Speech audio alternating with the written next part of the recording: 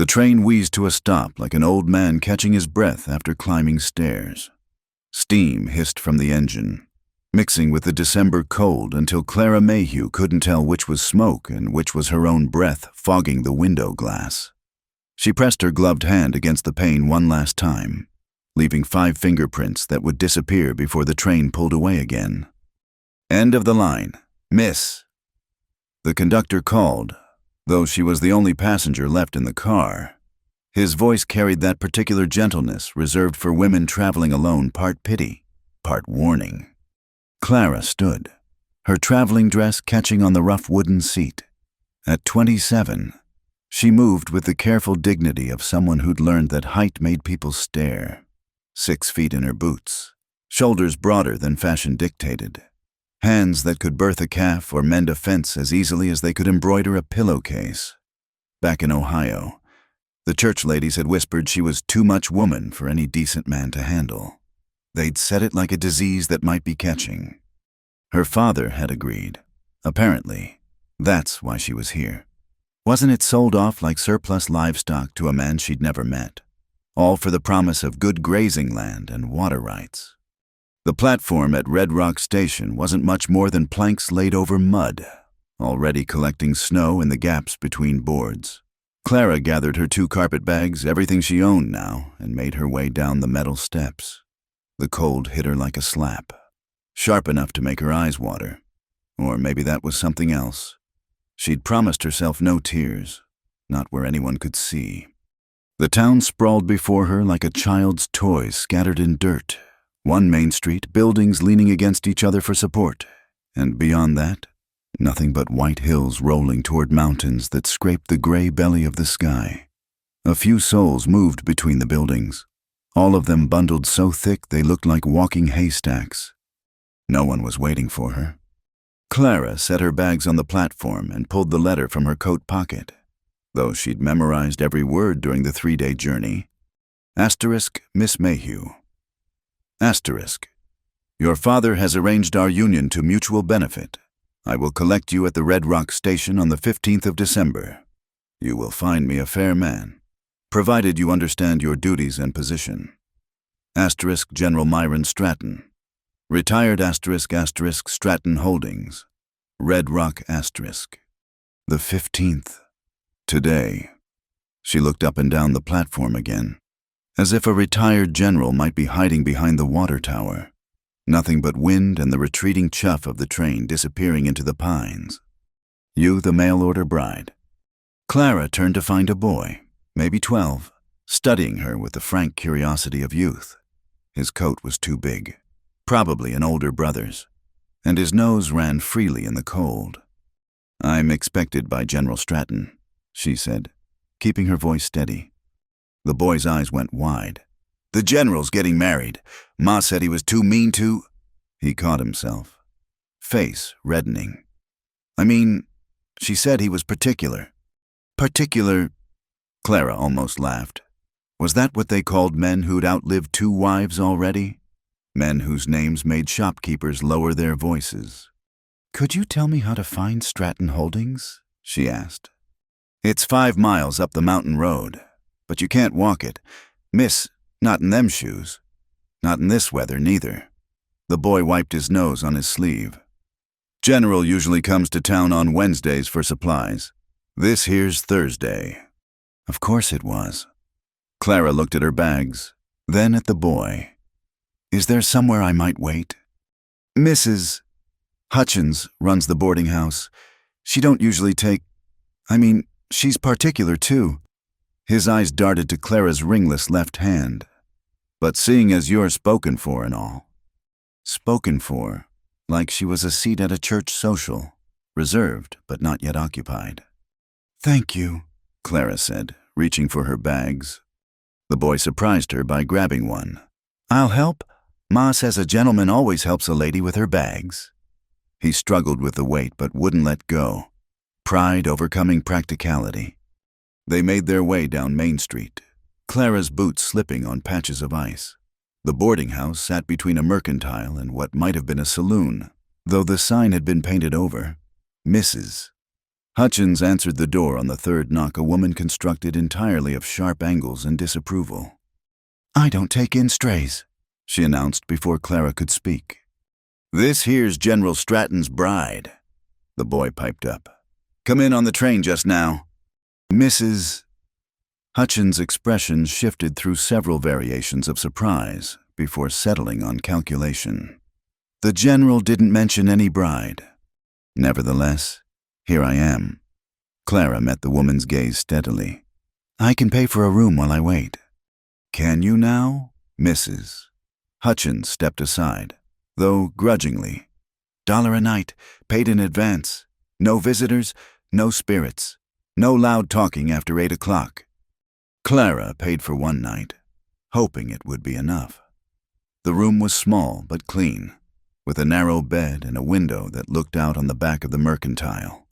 She sat on the edge of the mattress, still wearing her coat, and finally allowed herself to feel the full weight of her situation. She'd trusted her father, even when he'd grown strange after Mother died, even when he'd started making deals with men she'd never heard of. She'd trusted him. "It's for your own good, Clara, girl," he'd said, not meeting her eyes. "Stratton's a respected man.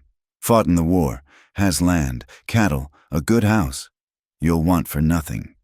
Want for nothing except choice. Except love.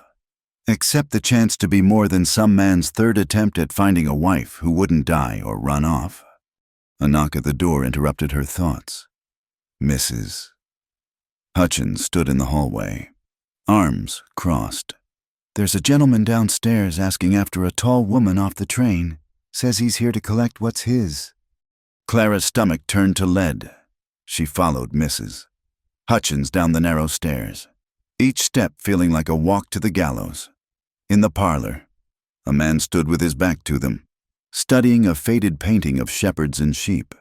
He was shorter than she'd expected, built solid as a fence post, with iron gray hair cropped military short.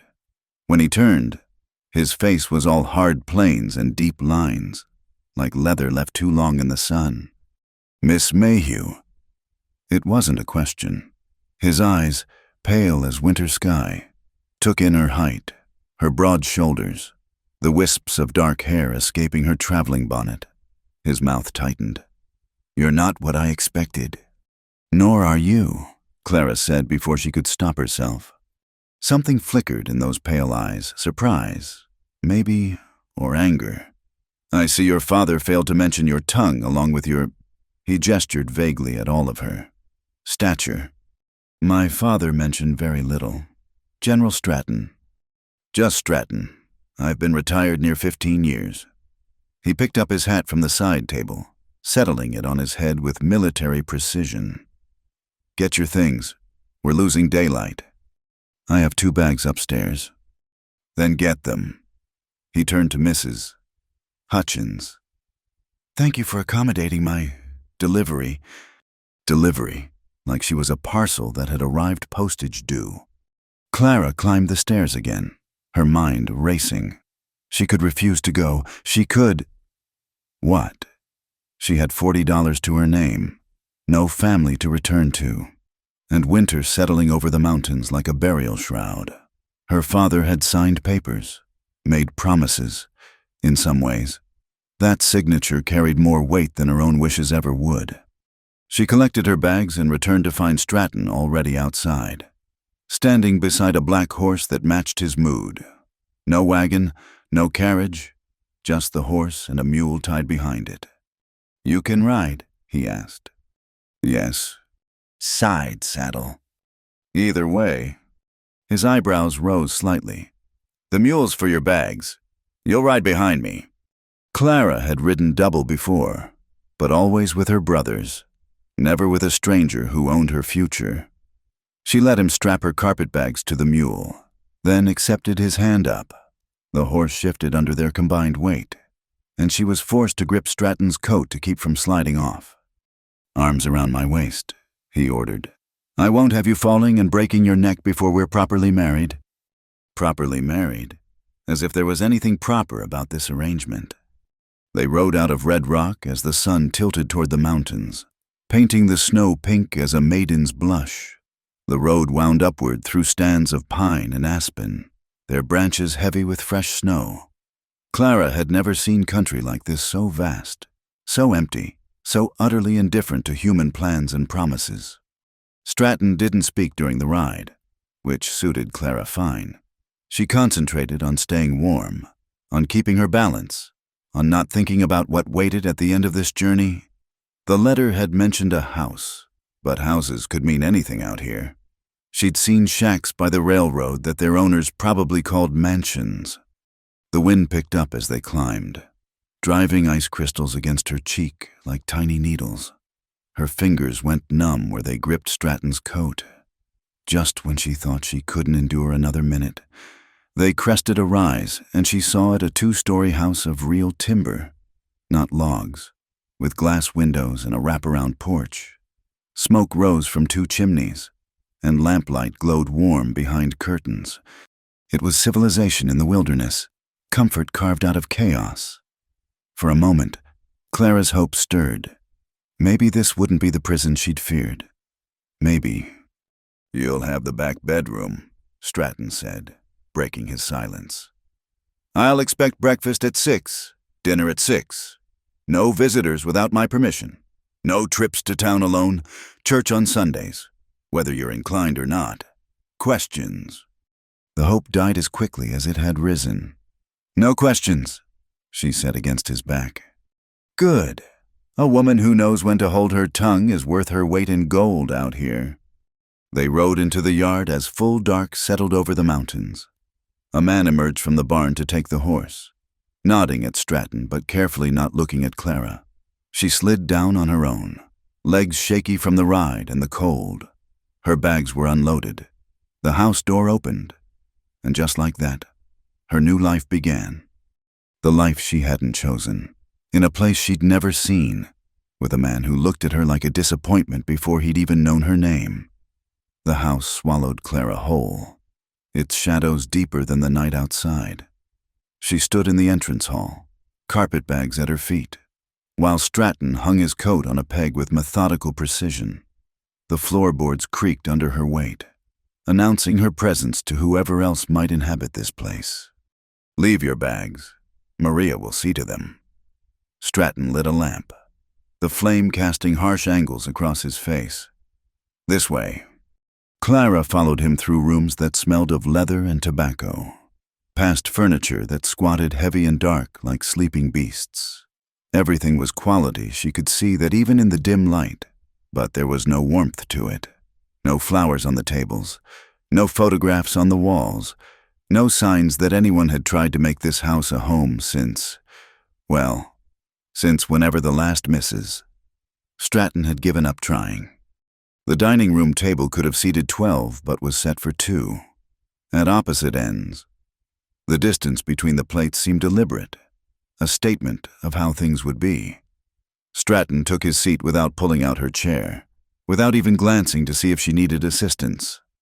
"Sit," he said, unfolding his napkin. "Maria doesn't like to be kept waiting."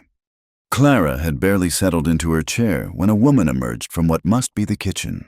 Maria was small and round, with gray streaking her black hair and eyes that took in everything while revealing nothing. She set a bowl of stew in front of Clara without a word, then served Stratton with the same silence. "Maria doesn't speak much English," Stratton said, already eating. "She understands well enough, though. Best you remember that."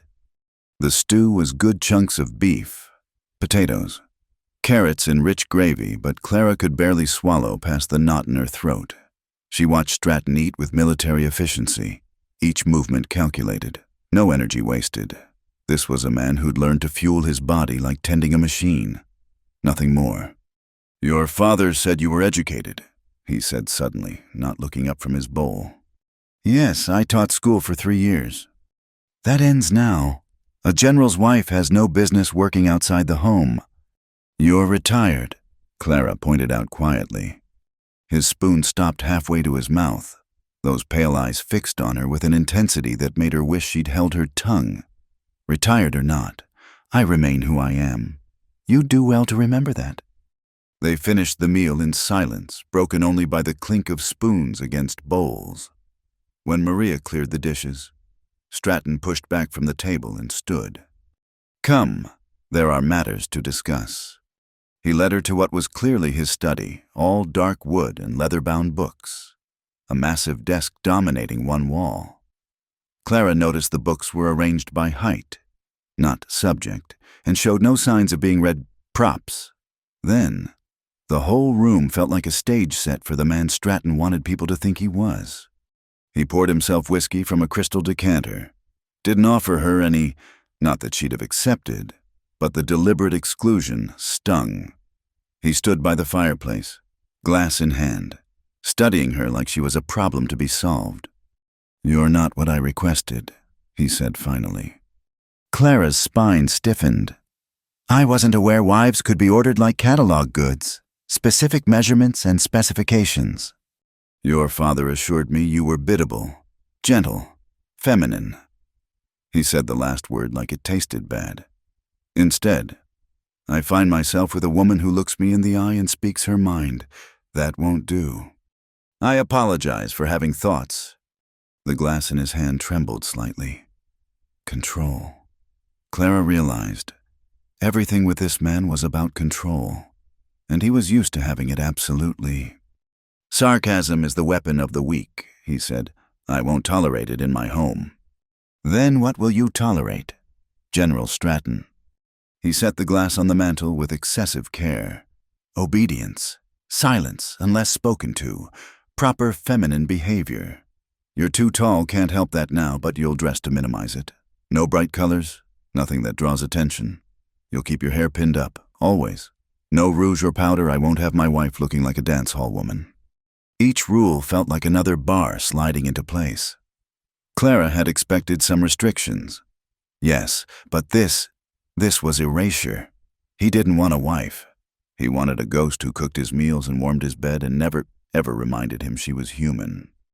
"The bedroom arrangements," he continued, turning to face the fire.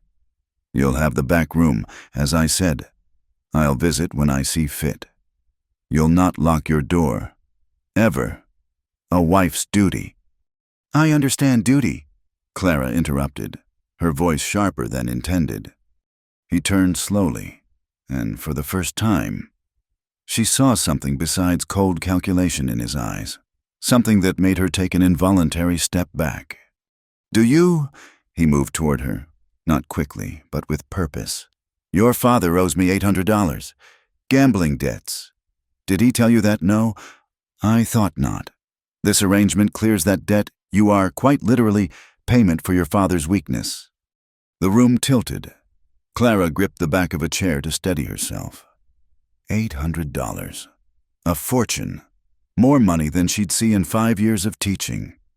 "So you see," Stratton continued, circling her slowly, "you're not here as my bride. You're here as settlement. Property transferred to clear an account. And property doesn't speak back. Property doesn't have opinions. Property certainly doesn't look at its owner with judgment in its eyes. I'm not property. I'm a person. You're whatever I say you are." He stopped directly in front of her, close enough that she could smell the whiskey on his breath. "Your father signed papers, legal documents.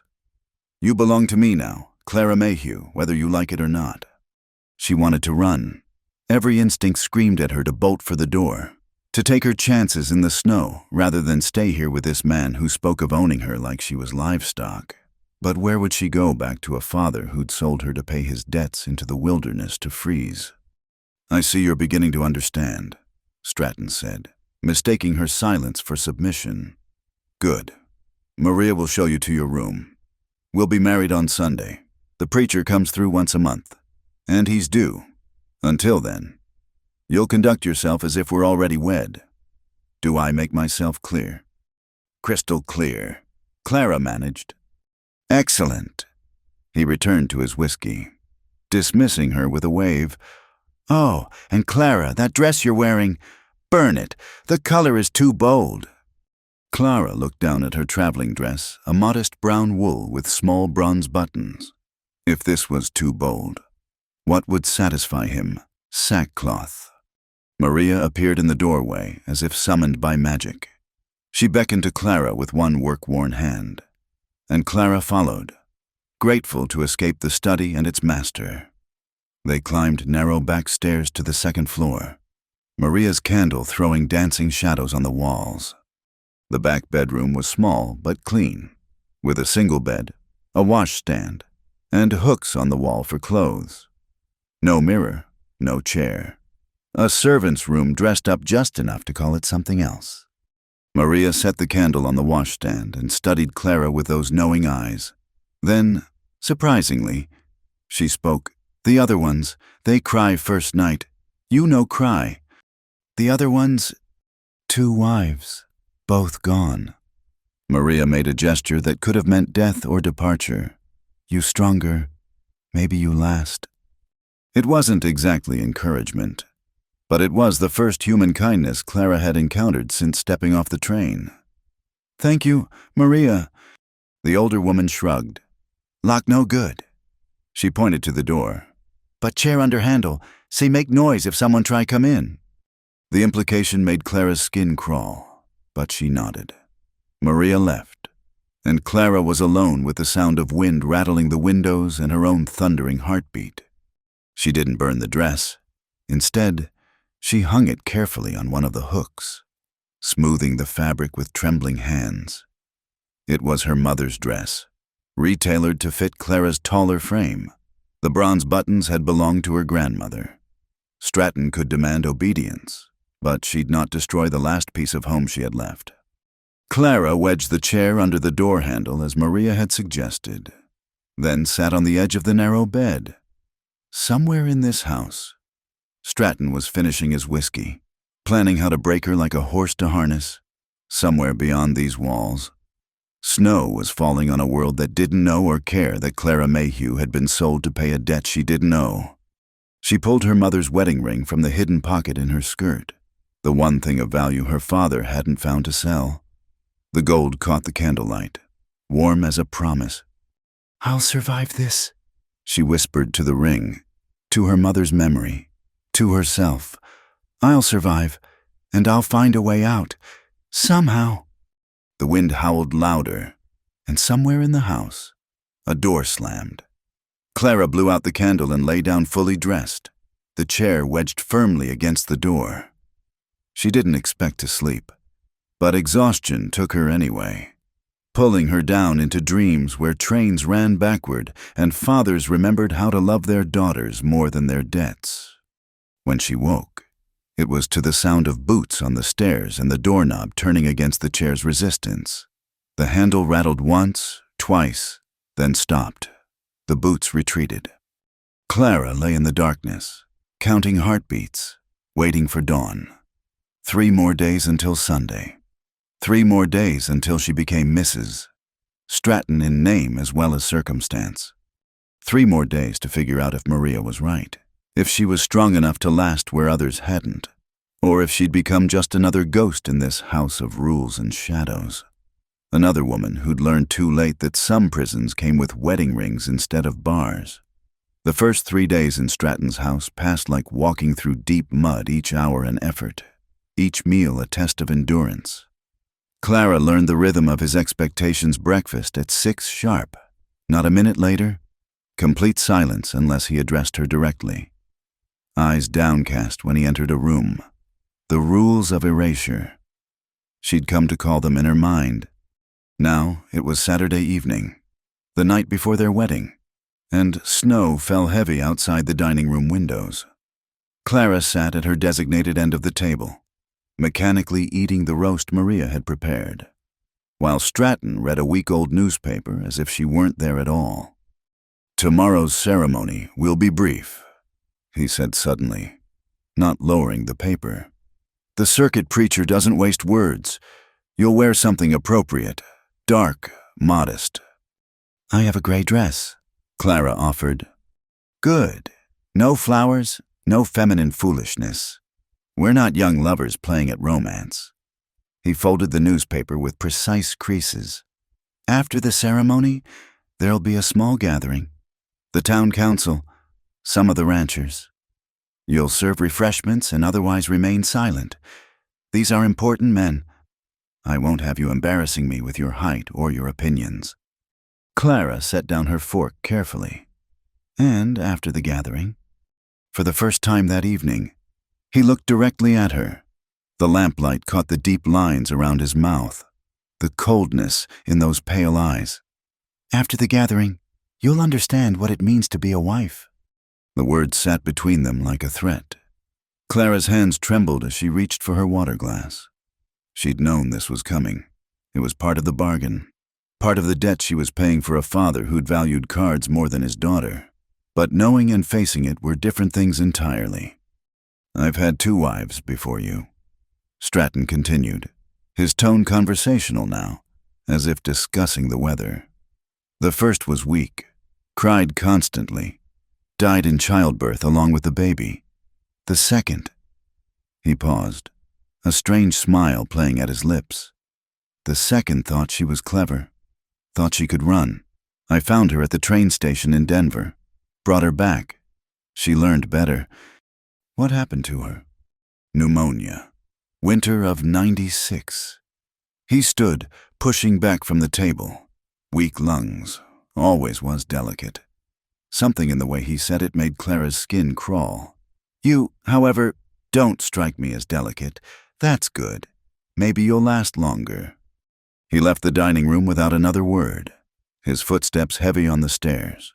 Clara remained seated, staring at the congealed gravy on her plate, fighting the urge to be sick. The second wife had tried to run, had made it as far as Denver before he dragged her back. The message was clear: there was no escape from Stratton's control. Maria appeared to clear the dishes, moving with her usual quiet efficiency. As she reached for Clara's barely touched plate, she paused. "You no eat. Need strength for tomorrow." "I can't," Clara whispered. Maria glanced toward the doorway, then leaned closer. "His room, far end of hall. He drinks whiskey every night, much whiskey. Sometimes—" She made a gesture of someone falling asleep. "Sometimes he no wake till morning." Clara met the older woman's eyes, understanding passing between them. A kindness, perhaps. Or just the solidarity of women who'd learned to navigate dangerous men. "Thank you," Clara breathed. Maria shrugged and continued clearing dishes as if they'd discussed nothing more than the weather. Clara retreated to her small room, wedging the chair under the handle as had become her nightly ritual. She sat on the bed, fully dressed, and pulled out her mother's ring. Tomorrow it would be replaced by whatever band Stratton had procured. Another symbol of ownership, another chain. She tried to pray, but the words wouldn't come. What did you ask God for when you were about to promise obedience to a man who spoke of his wives like failed livestock? When you were payment for someone else's sins? The house settled into its nighttime sounds, wind-rattling windows, timbers creaking, the distant clink of glass that suggested Stratton was taking his whiskey. Clara waited, counting the minutes, until she heard his heavy tread in the hallway. His footsteps paused outside her door. The handle didn't turn this time, but she felt his presence like a weight pressing against the wood. "Tomorrow, Clara," he said through the door, words slightly slurred. "Tomorrow you'll learn your place." The footsteps continued to his room. A door slammed, then silence except for the wind and snow. Clara didn't undress. She sat by the window, watching snow erase the world outside, and tried not to think about tomorrow, about vows she'd be forced to speak, about afterwards, about years of afterwards stretching ahead like a prison sentence. Near midnight, she heard a sound that didn't belong to the house's regular symphony. Hoofbeats in the yard, muffled by snow but distinct. Clara pressed her face to the cold glass, peering down into the swirling white. A figure dismounted near the porch, tall and broad-shouldered, moving with the easy grace of someone comfortable with horses and weather alike. He wore a long duster coat and a hat pulled low, but something about the way he stood patient, deliberate, made Clara lean closer to the glass. The man looked up, as if sensing observation.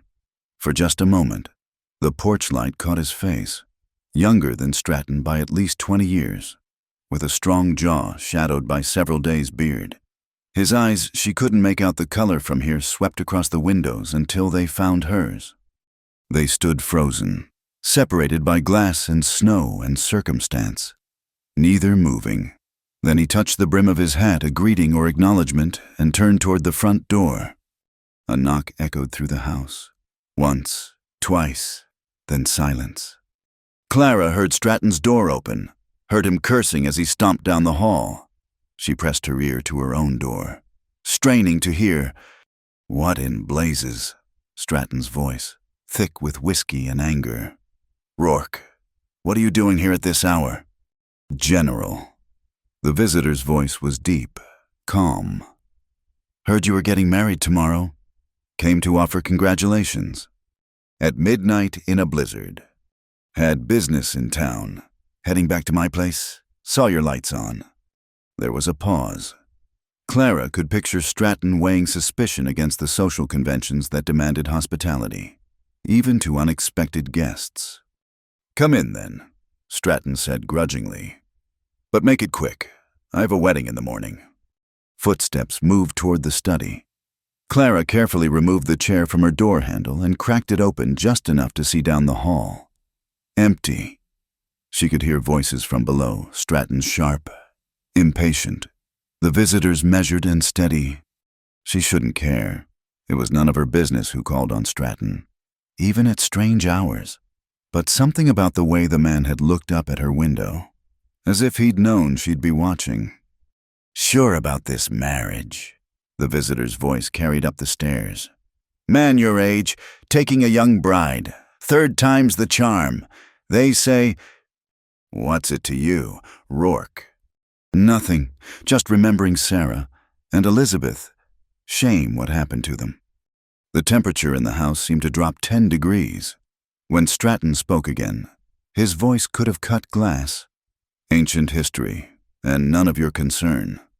"Everything in this valley's my concern. General, you know that." "Is that a threat?" "An observation." The visitor, Rourke, sounded almost amused. "I'll be at the wedding tomorrow. Wouldn't miss it." "You weren't invited." "Consider this my invitation. Unless you'd prefer I share my concerns with the circuit preacher, man of God might be interested to know." "You get out." Stratton's control finally snapped. "Get out of my house." "As you wish." Footsteps moved toward the door. "Give my regards to your bride. Tell her she has options." The front door opened and closed. Clara rushed back to her window in time to see Rourke mounting his horse. He looked up again, finding her window with uncanny accuracy. This time, she was sure he saw her. He reached into his saddlebag, pulled something out, and dropped it in the snow near the porch. Then he was gone, swallowed by the storm. Clara heard Stratton storm back upstairs, heard his door slam with enough force to shake the walls. She waited, counting to 100, then 200. When the house was silent again, she made her decision, still in her dress and boots. She crept down the back stairs, avoiding the creaky third step Maria had warned her about. The kitchen was dark, but she knew the way to the back door. The bolt protested as she drew it, but no one came to investigate. The cold hit her like a physical blow, snow immediately coating her hair and shoulders. She hugged the wall, making her way to the front porch, searching the snow for whatever Rourke had dropped. There, a small leather pouch, already half buried. Clara grabbed it and retreated to the kitchen, her fingers too numb to work the drawstring until she held them over the dying coals in the stove. Inside the pouch was a folded paper and a silver dollar. Clara unfolded the paper with shaking hands, tilting it toward the faint light from the stove. Asterisk, if you need sanctuary, ride north to the Box R Ranch. Follow the creek until you see the red rocks. Ask for Margaret Rourke. She'll know what to do. Asterisk, a friend. Asterisk. Clara read it twice, then held the paper to the stove light until it caught fire, watching the words turn to ash. The silver dollar she tucked into her hidden pocket with her mother's ring. Options. He'd told Stratton to tell her she had options. She crept back to her room, wedged the chair under the handle, and sat on the bed with her coat still on. Tomorrow she was supposed to marry a man who'd already buried 2 wives, a man who spoke of finding his runaway bride like hunting an animal. But now she knew she wasn't alone. Somewhere out there in the snow was a ranch with red rocks, a woman named Margaret who would know what to do, and a man named Rourke who'd risked Stratton's anger to tell her she had choices. The wind howled louder, and Clara pulled her coat tighter. She wouldn't run tonight, that would be foolish, probably fatal in this storm. But knowing she could run, knowing someone out there thought she deserved better than being payment for a debt, that changed everything. Tomorrow she would put on her gray dress. She would stand before the preacher.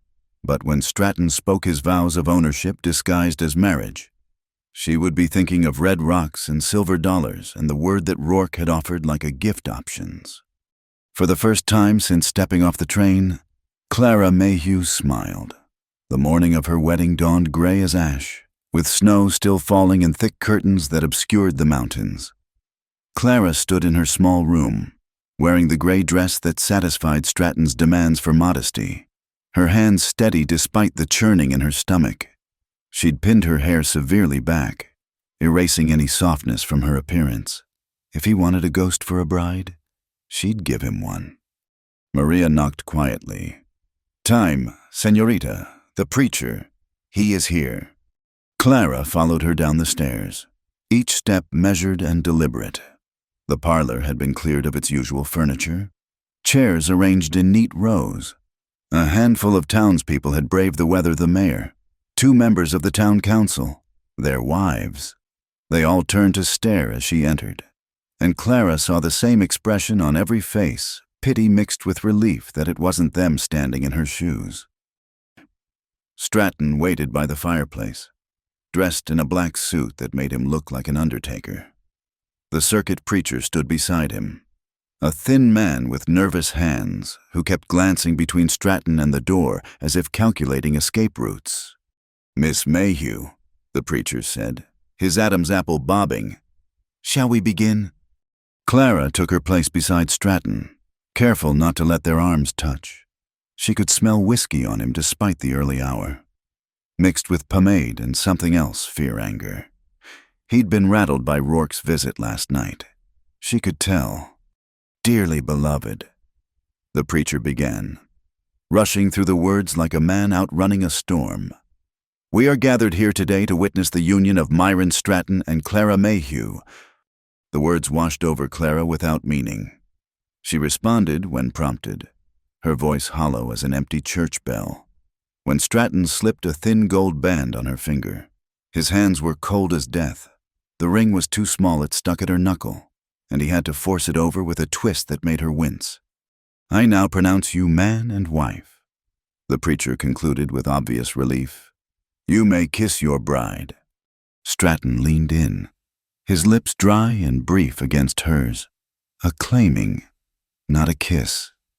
Clara kept her eyes open, looking past his shoulder to the window where snow continued to fall. That's when she saw him, a figure on horseback, motionless at the edge of the yard. The same broad shoulders, the same patient stance. Colton Rourke had come to the wedding after all. Though he hadn't entered the house, he sat his horse like a statue, bearing witness. "Friends," Stratton announced, turning to the small gathering. "Please, refreshments in the dining room. My wife will serve you." "My wife?" The words felt like shackles clicking shut. Clara moved mechanically through the next hour, pouring coffee, offering cake, deflecting the women's careful questions about her origins and plans. All the while, she was aware of Rourke outside, patient as the mountains themselves. "Strange fellow, that Rourke," the mayor commented to Stratton. "What's he doing out there?" Stratton's jaw tightened. "Ignore him. He's always been peculiar. Probably drunk." "Doesn't look drunk to me," the mayor's wife observed. Looks like he's waiting for something. Well, he can wait until he freezes. Stratton snapped. Clara, more coffee for Mayor Henderson. Clara fetched the pot, but as she passed the window, Rourke touched his hat brim, that same gesture from the night before. A greeting, a reminder, options.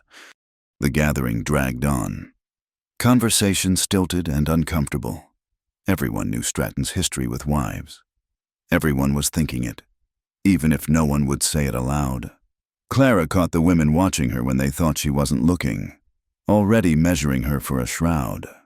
Finally, mercifully, the guests began to leave. The preacher was first, practically running for his wagon. The others followed, mumbling congratulations that sounded more like condolences. Soon it was just Clara and Stratton in the dining room, surrounded by empty cups and the weight of what came next. Clear this away, Stratton ordered, already turning toward his study. Then come upstairs. It's time you learned your duties as a wife. Clara's hands shook as she stacked plates. Through the window, she could see Rourke still waiting.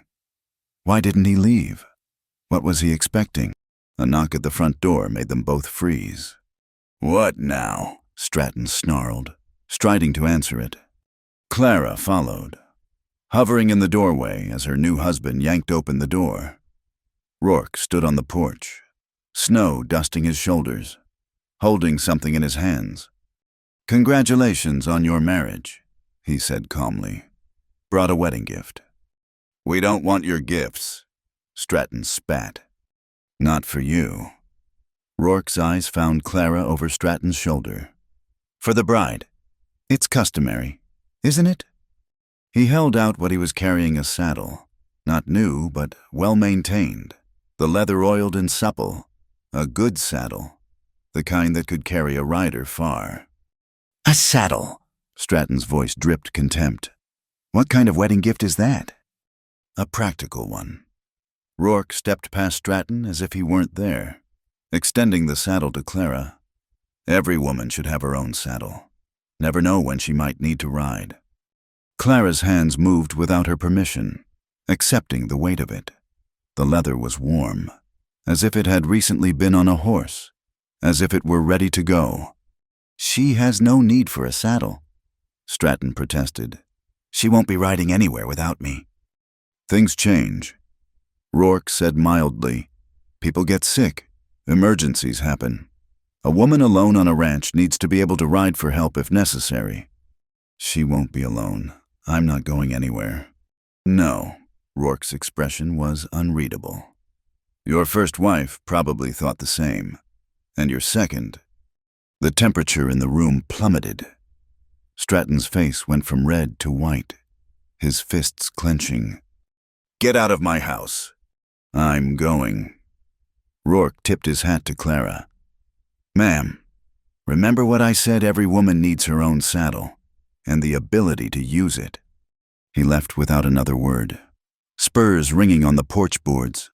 Clara stood holding the saddle, feeling the weight of it, the promise of it, her own saddle, her own means of leaving. Put that down, Stratton commanded. Put it down and get upstairs. Now! Clara set the saddle carefully by the door, her mind racing. Rourke hadn't just brought a gift. He'd brought a message, clear as mountain water. The saddle was an invitation, an offer of escape. All she had to do was find the courage to use it. I said now. Stratton grabbed her arm, fingers digging in hard enough to bruise. That's when they heard it, the sound of horses. Not one or two, but many. The thunder of hooves in the yard, voices calling out.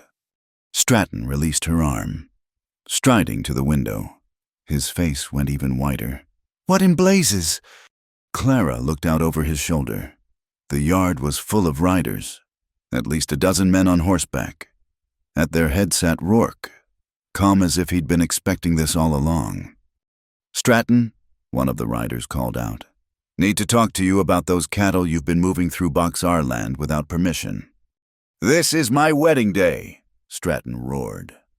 Apologize for the timing, Rourke said, not sounding apologetic at all. but the boys are pretty upset about finding their fence lines cut. Thought we should settle this before it escalates." Stratton grabbed his coat and hat. "This won't take long," he told Clara through gritted teeth. "Wait for me upstairs, in my room." He stormed out, slamming the door behind him. Clara watched through the window as he mounted his horse, as the group of riders surrounded him, as they all moved off toward the north pasture. In minutes, the yard was empty except for swirling snow. Clara didn't hesitate. She ran to her room, grabbed her carpet bag, and stuffed in whatever would fit her mother's dress. A few underthings, the small amount of money she had hidden, the silver dollar from Rourke's pouch, her mother's ring, which she strung on a cord around her neck. Back downstairs, she hefted the saddle Rourke had brought. In the kitchen, she found Maria preparing dinner. "I'm leaving," Clara said simply. Maria nodded as if she'd been expecting this. "The brown mare in the barn. She is gentle. Take food." She pressed a cloth bundle into Clara's hands. "Ride north. Follow creek." "Thank you." Clara impulsively hugged the older woman. "What will you tell him?" "That you were a foolish girl who thought she could survive the snow." Maria's smile was sharp as a blade. "He will believe. They always believe women are foolish." Clara made it to the barn without being seen. The brown mare was indeed gentle, accepting the saddle with patience. Clara's hands shook as she tightened the girth. As she tied her carpet bag behind the cantle, this was madness. She could die in the snow, but staying meant a different kind of death, slower and more certain. She led the mare out the back of the barn, away from the house. The snow was still falling, but lighter now. She could see the creek Maria had mentioned, a dark line through the white landscape. "North. Follow the creek until you see the red rocks." As she mounted, Clara looked back at the house one last time, her prison for less than a week, her marriage lasting barely 3 hours, somewhere out there. Stratton was arguing about cattle and cut fences, not knowing his new bride was stealing away on a wedding gift from his enemy. Clara turned the mare north and didn't look back again. The snow began to cover her tracks almost immediately, erasing her passage as if she'd never been there at all. Behind her, the gray house squatted in the storm like a tombstone, marking the death of the woman she'd almost become. Ahead, somewhere beyond the snow and uncertainty, red rocks waited. She touched her heels to the mare's sides and rode toward whatever came next. Rourke had been right. Every woman needed her own saddle, and the courage to use it. She had both now, along with something else, something that made the cold and fear bearable. She had chosen this, for the first time in her life. Clara Mayhew. No, Clara, whoever she decided to be, had chosen her own path. The mare moved steadily through the snow, following the creek, carrying her toward a future she couldn't see but had finally claimed as her own. The snow had stopped falling, but the cold cut through Clara's coat like a butcher's blade. She'd been riding for what felt like hours, following the creek as Maria had instructed, but the red rocks were nowhere to be seen. The mare plodded steadily onward, head low, breath steaming in the frigid air. Clara's fingers had gone numb inside her gloves. Her face felt raw from the wind, and doubt crept in with the cold. What if she'd misunderstood? What if there were no red rocks? What if this had all been some cruel joke, and she'd die out here in the wilderness? Just another foolish woman who'd tried to run. Then she heard hoofbeats behind her, gaining fast. Her heart seized. Stratton. He'd discovered her escape, and now he was coming for her like he'd come for his second wife in Denver. Clara kicked the mare harder, but the poor animal was tired, struggling through the deep drifts. The hoofbeats grew closer. Clara looked back, expecting to see Stratton's black horse, his face twisted with rage. Instead, she saw a familiar figure on a bay gelding, riding with the easy grace of someone born to the saddle. Colton Rourke. He caught up easily, matching his horse's pace to hers. "Mrs. Stratton," he said, touching his hat brim. "Interesting direction for an afternoon ride." "Don't call me that," Clara said through chattering teeth. Fair enough. He studied her with those steady eyes. You're about half frozen. How long have you been out here? I don't know. An hour, 2. The red rocks are still 3 miles north. You won't make it in this condition. He swung down from his horse, pulling off his heavy duster coat. Here, I don't need... You need to not die of cold before you get where you're going. He held the coat up, waiting. Clara's pride warred with necessity. Necessity won. She let him help her into the coat, which smelled of leather and tobacco and something else safety. Maybe warmth. Certainly. Better, he asked. She nodded, not trusting her voice. He remounted, then surprised her by taking the mare's reins. We'll make better time if I lead. You just concentrate on staying in the saddle. They rode in silence through a landscape that looked like God had spilled flour across the world. The creek gurgled beneath its coating of ice, the only sound besides their horses' breathing and the creak of leather. Why? Clara finally asked. Why what? Why help me? You don't know me. I'm nothing to you. Rourke was quiet for so long she thought he wouldn't answer. Then, knew his first wife, Sarah. Sweet little thing, gentle as a dove. Found her body in that creek come spring. Stratton said she'd gone walking and fallen through the ice. Clara's blood chilled worse than any wind. You don't think... I think Sarah couldn't swim. I also think she was terrified of water. Wouldn't have gone near the creek in winter. His voice was flat. Careful. Second wife, Elizabeth. I didn't know as well, but I know she made it to Denver before he brought her back. Know she was healthy as a horse until she suddenly got sick that winter. Pneumonia, Stratton said. You think he killed them? Can't prove anything, but when I heard he'd sent for another bride. He shrugged. Figured someone should give her options besides ending up in the creek come spring. Clara pulled his coat tighter around her shoulders. She'd known Stratton was dangerous, but this was different. She'd escaped more than a cruel husband. She'd escaped a killer. There, Rourke said, pointing ahead. Through the bare aspens. Clara saw them red sandstone formations jutting from the white earth like bloody fists. Beyond them, smoke rose from a cluster of buildings nestled in a valley. Box our ranch, Rourke said. My place. As they descended into the valley, Clara got her first good look at where she'd fled to. It wasn't grand like Stratton's house. The main building was log construction, solid and unpretentious. But there were flowers boxes under the windows. Empty now, but promising color come spring. A vegetable garden, dormant under snow.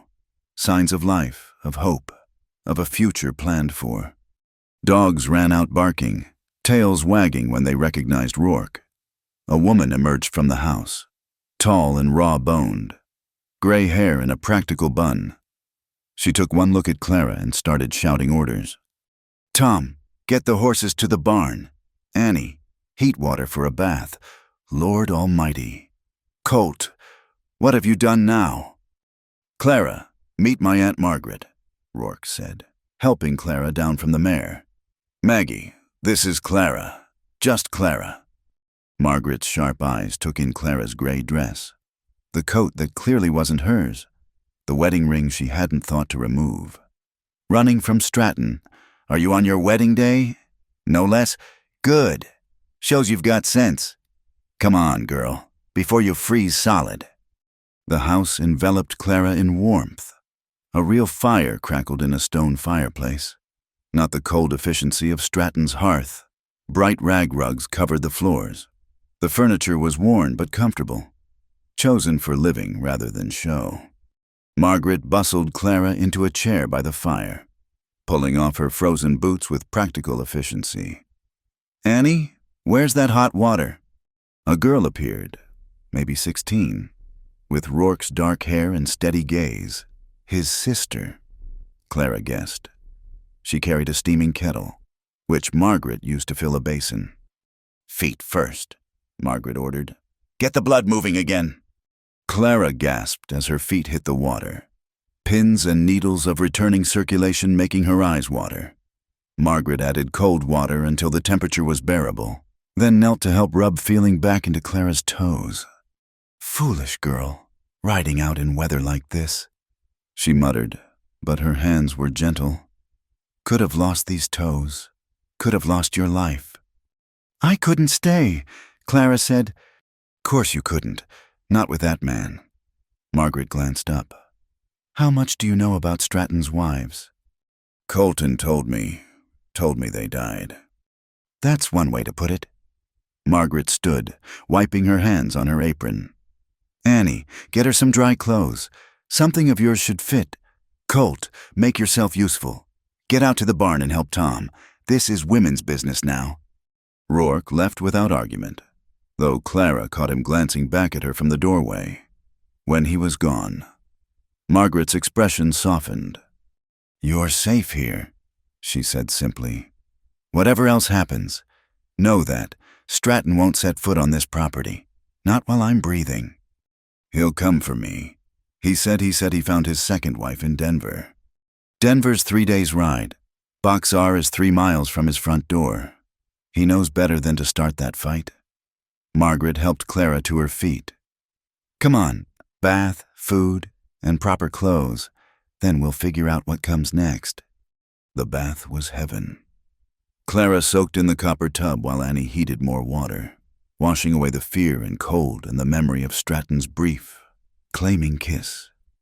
Margaret had laid out clean clothes, a simple blue wool dress, undergarments that actually fit, thick stockings.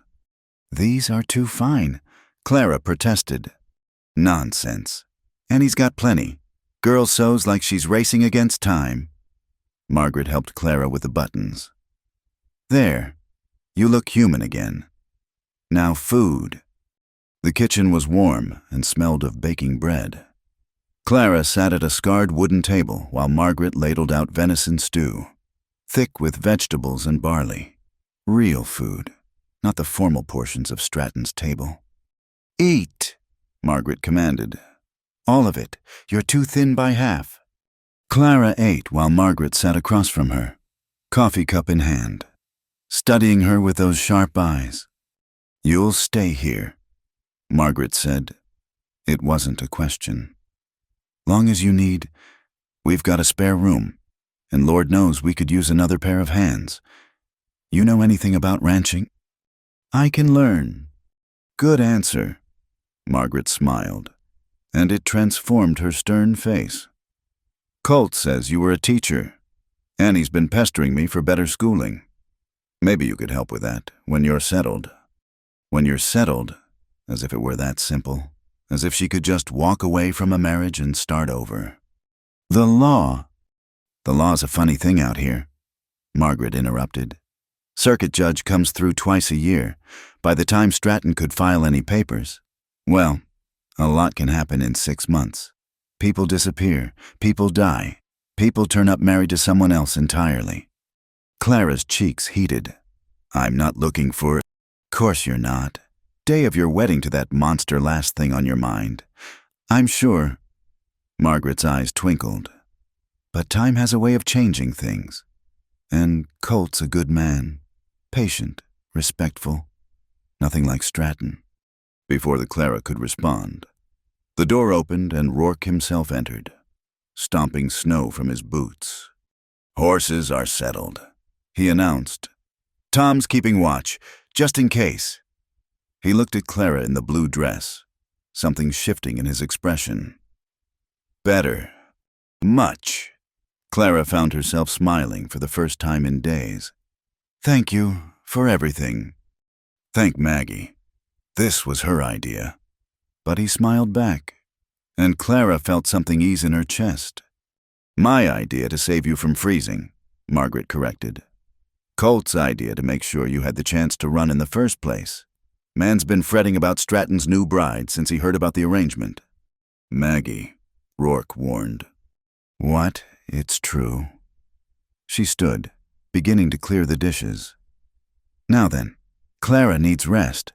Annie, show her the spare room. Colt, you've got evening chores. Scat, both of you." Clara rose to help with the dishes, but Margaret waved her off. "Not today. Today you rest. Tomorrow, you can start earning your keep." Annie led Clara to a small room under the eaves, clean and simple, with a quilt on the bed and curtains at the window. A real window with glass, not the blank walls of a servant's quarters. "I'm glad you're here," Annie said shyly. "Uncle Colt's been different since he heard about you. Worried. He kept riding by Stratton's place, watching. Maggie said he was going to get himself shot." "Why would he risk that for a stranger?" Annie shrugged. "He said no woman deserved to be trapped like that. Said someone should have helped Sarah and Elizabeth. Couldn't change the past, but maybe he could change the future." She left Clara alone with that thought. Clara sat on the bed, a real bed, with a real mattress, not the thin pallet of Stratton's house. Outside the window, snow began to fall again, but gently now, like a blessing instead of a burial. She was safe, warm, fed, among people who asked nothing from her except what she was willing to give.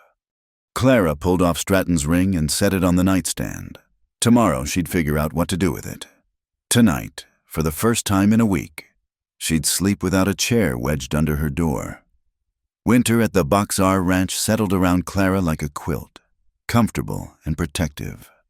2 weeks had passed since her flight from Stratton's house, and she'd found a rhythm in this new life that surprised her with its rightness. Her days began before dawn, helping Margaret with breakfast for the ranch hands. She learned to cook over a wood stove that had its own temperament, to gauge by smell when biscuits were done, to stretch a pot of coffee to serve 8 men who ate like they were hollow inside. "You're getting the hang of it," Margaret observed one morning, watching Clara flip pancakes with newfound confidence. "Month ago, I bet you never thought you'd be feeding cowboys." "A month ago, I thought I'd be teaching school forever," Clara admitted, stacking the golden rounds on a platter. "Life has a way of changing our plans." "That it does." Margaret's expression grew thoughtful. "Speaking of which, Annie's been pestering me again about those lessons you promised." Clara smiled. She'd been tutoring Annie in the evenings, working through mathematics and grammar by lamplight. The girl was bright, hungry for knowledge in a way that reminded Clara why she'd loved teaching. "She's ready for more advanced work. I could write to my friend in Denver, see if she could send some textbooks." Clara stopped, remembering. "But I suppose that's not wise. Stratton might trace the letters." "Could," Margaret agreed. "But Colt's heading to Denver next week for supplies.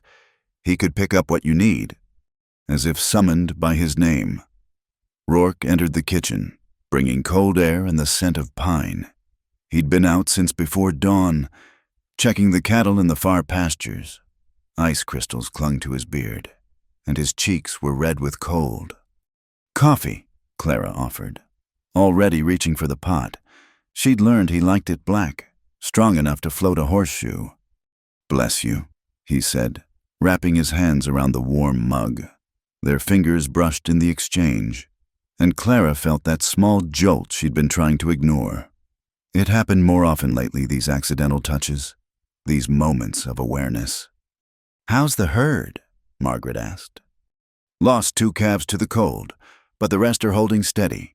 Tom and I moved them to the sheltered valley." He glanced at Clara over his coffee. Saw fresh tracks near the eastern boundary. Riders, maybe 3 or 4. Clara's stomach tightened. "Stratton. Could be drifters. We'll keep watching." His voice was calm, but Clara caught the way his free hand moved to the gun at his hip, an unconscious check. After breakfast, Clara went about her usual chores, mending shirts for the ranch hands, helping Annie with her compositions, preparing vegetables for the evening meal. But her mind kept wandering to those tracks, to the possibility that her brief peace might be ending. She was darning socks by the fire when Rourke found her that afternoon. He stood in the doorway, hat in hand, looking uncertain. "Something wrong?" she asked, setting down her needle. "No, He cleared his throat. "Thought you might like to see the ranch. You've been cooped up in the house since you arrived." Clara hesitated. She'd stayed close to the buildings partly from caution, partly because she wasn't sure where the boundaries were, not just of the ranch, but of what was appropriate. She was still, technically, a married woman. Maggie's orders, Rourke added with a slight smile. She says you're going pale as paper. Need some sun, even winter sun. That decided her. Clara fetched Annie's borrowed coat and followed him outside. He'd saddled 2 horses, including the gentle brown mare she'd ridden from Stratton's. Thought you'd want Bess, he said, helping her mount. She asks after you every day. Horses don't ask after people, Clara said, but she patted the mare's neck affectionately. This one does. Should hear her nickering whenever I walk past her stall alone. He swung onto his bay with easy grace. Come on, I'll show you why we call it Box R. They rode through pastures where cattle huddled together for warmth, past a frozen pond where Rourke said the hands liked to swim in summer. The land opened up before them, vast and white, mountains standing guard on the horizon. It's beautiful, Clara breathed. Different from Ohio, I expect. She glanced at him, surprised. How did you know I was from Ohio? The way you say certain words. Had a schoolteacher from Ohio once. You sound like her. He pointed to a stand of aspens. See there, come spring, those trees leaf out gold as coins. Annie likes to read under them. They rode in comfortable silence, the only sounds the creak of leather and the horses breathing. Clara found herself relaxing for the first time since leaving Stratton's. Out here, with sky stretching endlessly above and Rourke's solid presence beside her. She could almost believe she was safe. There, Rourke said, reining in at the top of a rise. That's why it's Box R. Below them, red rock formations formed a natural box canyon, walls rising like ramparts. A stream ran through the center, and Clara could see why it made perfect grazing land, sheltered, watered, defensible. My father claimed this land 30 years ago, Rourke said. Built the ranch up from nothing. When he died, everyone expected me to sell, head for easier territory. But this place, he trailed off, looking over his domain with quiet pride. It's home, Clara finished. It is. He turned to look at her. Could be yours too, if you wanted. The words hung between them, heavy with possibility. Clara felt heat rise in her cheeks despite the cold.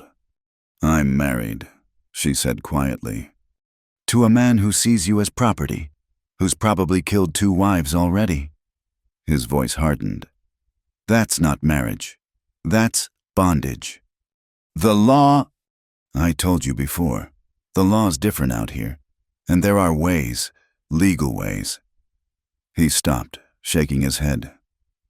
I'm sorry. I shouldn't push. You've been through enough without me adding to it. They started back toward the ranch buildings, but the easy companionship was strained now. Clara wanted to say something, to ease the tension.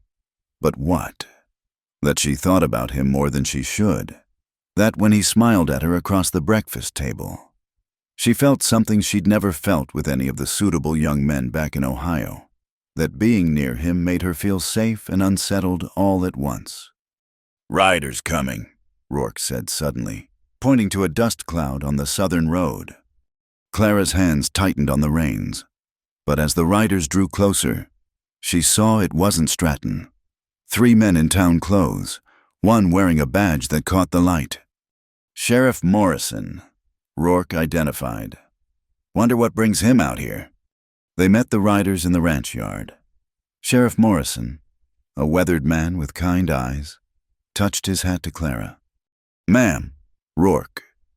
He shifted in his saddle. Got some news you both need to hear. General Stratton came to my office this morning. He's claiming his wife was kidnapped, stolen right off his property. Says he's got witnesses saw you, Rourke, leading her away. That's a lie, Clara burst out. I left of my own accord. I'm sure you did, ma'am, but Stratton's demanding I arrest Rourke for kidnapping and you for abandonment. The sheriff's expression was apologetic. Now, I've been sheriff here for 15 years, and I know Stratton's reputation. I also know what happened to his previous wives. But the law's the law. What are you saying, Jim? Rourke asked quietly. I'm saying I'm required to investigate. I'll need to take statements from both of you. Official-like, and ma'am. He looked at Clara. I'll need to ask if you're here of your own free will. I am, Clara said firmly. Completely my own will. Good. That's what I'll put in my report. Morrison leaned forward in his saddle. But Stratton's not going to let this go. He's talking about hiring Pinkerton detectives, bringing in a federal marshal. Man's got money and influence. What do you suggest? Rourke asked. Legally, not much I can do to help. But between friends, the sheriff glanced around, then lowered his voice. There's a judge in Denver who's known for being sympathetic to women in difficult situations. Judge Palmer. He's granted annulments in cases where fraud or coercion were involved. Might be worth talking to him. Denver's a long ride, Rourke observed. It is, and Stratton would likely hear about it if you went. Morrison gathered his reins. Of course. I'll be investigating this kidnapping claim real thorough. Probably take me weeks to interview everyone. Check all the facts. Man can't leave the county while he's under investigation. Neither can his alleged victim. Understanding dawned. The sheriff was giving them time, keeping Stratton legally bound to the county while they figured out a solution. Appreciate your thoroughness, Sheriff, Rourke said. Just doing my job. Morrison tipped his hat again. Ma'am, I'll need you to come to town tomorrow. Give that official statement. Bring a witness or two. The more people who can attest to your free will, the better. After the sheriff left, Clara stood in the yard, mind spinning. Stratton wasn't giving up. He'd use the law, money, whatever it took to drag her back. We'll figure this out, Rourke said quietly. You're not going back to him. How can you be so sure? Because I won't let it happen. The fierceness in his voice made her look up. Because nobody in this valley will let it happen. You don't know it yet, but you've got friends here, people who've seen what Stratton is. That evening, Margaret called a council of war. The kitchen table was crowded with allies Clara hadn't known she had. Tom the ranch hand, who'd lost a sister to a violent husband. Annie determined to protect her new teacher. Even Maria, who'd somehow appeared at the back door with information from Stratton's house. He's drinking heavy, Maria reported. Breaking things. Says he'll see you hanged. Senor Rourke. Let him try, Margaret said grimly. Clara, you'll go to town tomorrow with me and Annie. We'll make such a statement that Morrison will have papers enough to wallpaper his office. Tom, you and the boys keep watch here. If Stratton tries anything, he won't get past us, Tom promised. Clara looked around the table at these people who'd taken her in, who were ready to stand between her and danger. The firelight caught on determined faces, on hands calloused from honest work, on eyes that held no judgment for a woman who'd run from her wedding. Thank you, she said, voice thick. All of you. Family takes care of family, Margaret said simply. And like it or not, you're family now. Later, Clara stood on the porch, watching stars appear in the clear winter sky. Rourke joined her, standing close enough that she could feel his warmth. Scared, he asked. Yes, she admitted, but not like before. Then I was alone. Now. Now you're not. He hesitated, then reached out to take her hand. Whatever happens with lawyers and judges, know this, you've got a home here as long as you want it. Clara looked down at their joined hands, his rough from ranch work, hers still bearing the faint mark where Stratton's ring had been. Slowly, deliberately, she intertwined their fingers. I'm beginning to believe that, she said softly. They stood there as the night deepened around them, hands clasped, watching the stars. Tomorrow would bring challenges, statements, and legal battles, and Stratton's rage. But tonight, Clara felt something she hadn't experienced in so long she'd almost forgotten its name. Hope. Spring came slowly to the valley. ice giving way to mud, bare branches showing the first hints of green. Clara had been at the Box R for 3 months now, and the ranch had become more than sanctuary. It had become home. She stood in the vegetable garden, hands deep in soil that smelled of promise and earthworms. Planting seeds Margaret had saved from last year. Her sleeves were rolled up, her hair escaping from its pins, a smudge of dirt on her cheek. She looked nothing like the ghostly bride who'd fled Stratton's house in December. "You missed a spot," Annie called from where she was stringing twine for the bean poles. "I'm being thorough," Clara retorted, carefully spacing the carrot seeds, unlike someone who planted her entire row crooked last week. "That was artistic expression," Annie said with mock dignity, then broke into giggles. This was what Clara treasured most, not just the safety, but the ease, the laughter, the simple joy of planting seeds with a young girl who'd become like a sister to her. "Ladies," Tom appeared at the garden gate, his expression serious. "Rider coming, not one of ours." Clara's hands stilled in the dirt. Even after 3 months, unexpected visitors made her heart race. She stood, brushing soil from her skirt, and saw the approaching horseman. Not Stratton. This man was younger, cleaner, wearing a city suit that looked absurd against the mountain backdrop. "That's Lawrence Hartley," Margaret said, joining them. "Lawyer from Denver. What's he doing here?" They found out soon enough. Hartley dismounted in the yard, pulling papers from his saddlebag with the self-importance of a man who believed his profession made him superior to those who worked with their hands. "I'm looking for Mrs. Clara Stratton," he announced. "No one here by that name," Margaret said flatly. "I believe there is." His eyes found Clara, took in her work dress and dirty hands with obvious distaste. "Mrs. Stratton, I represent your husband in the matter of your abandonment. He's prepared to offer terms."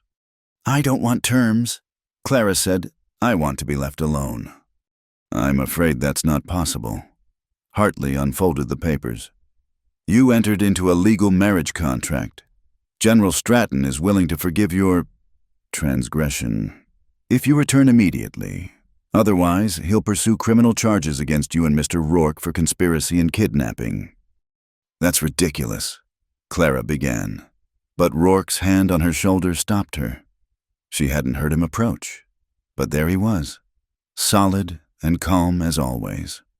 "Show me the papers," he said quietly. Hartley handed them over with obvious reluctance. Rourke read through them, his expression darkening. "He's claiming damages," he told Clara. "Says your father's debts transferred to you upon marriage, that by leaving, you've defaulted on the agreement. But that's not how—" "The law can be twisted many ways, Mrs. Stratton," Hartley interrupted. "The general has resources. He can make your life, and the lives of those harboring you, very difficult." "Is that a threat?" Margaret stepped forward, and despite being a head shorter than the lawyer, she seemed to tower over him. "It's a fact." Hartley straightened his jacket. "However, the general is not an unreasonable man. Return to your duties, and all will be forgiven." "No." Clara's voice came out stronger than she felt. "Tell General Stratton that I will never return to his house. Tell him I'd rather face any court in the land than spend another night under his roof." Hartley's lip curled. "You're making a grave mistake. No judge will side with a wife who abandoned her husband for another man." "Watch your tongue," Rourke warned, his hand moving to his hip. "The truth hurts, doesn't it?" Hartley mounted his horse. "You have 1 week to reconsider. After that, the general will pursue every legal remedy available." He rode off, leaving silence in his wake. Clara stared at the papers in Rourke's hands, legal words swimming before her eyes. Damages, abandonment, criminal conspiracy. "We need to move faster on that annulment," Margaret said. "Colt, you'll take Clara to Denver." "No." Clara surprised herself with the firmness of her refusal. I won't run anymore, and I won't drag Colton into more legal trouble. You're not dragging me anywhere. Rourke said, I chose this. You chose to help a stranger. You didn't choose to be charged with kidnapping. Clara took the papers from him, scanning the threatening language. Maybe I should. If you say, go back, I'll throw you over my shoulder and carry you to Denver myself. Margaret interrupted. Nobody's giving up. We just need to be smarter. That evening, Clara found herself in the barn, seeking comfort in the simple task of brushing Bess. The mare stood patiently, occasionally nuzzling Clara's shoulder as if sensing her distress. Complicated creatures, aren't they? Clara turned to find Rourke leaning against a stall door, watching her. Horses. Men. Lawyers. The whole mess of it. He entered the stall, taking the brush from her hands. You're going to rub her bald at this rate. I can't stop thinking, Clara admitted. What if Hartley's right? What if fighting makes things worse for everyone? What if backing down means Stratton wins? What if the next woman isn't as strong as you? What if she ends up in the creek come spring? He set the brush aside, turning to face her fully. This isn't just about you anymore. Clara, it's about stopping him. I'm not that brave. No. He reached out, tucking a loose strand of hair behind her ear. The woman who walked away from everything she knew, who rode through a blizzard to freedom, who stands in my kitchen every morning making terrible coffee and somehow making the whole room brighter. That woman's not brave. The coffee's not that terrible, Clara said weakly, her skin tingling where he'd touched her. It's awful. Tom pretends to drink it, then pours it in the pig trough when you're not looking. His hand lingered near her face. But I drink every drop, because you made it, because you're here, because every morning I wake up grateful you ran to us instead of away. The air in the stall felt too thick to breathe. Clara knew she should step back, maintain the careful distance they'd kept these 3 months. Instead, she swayed forward.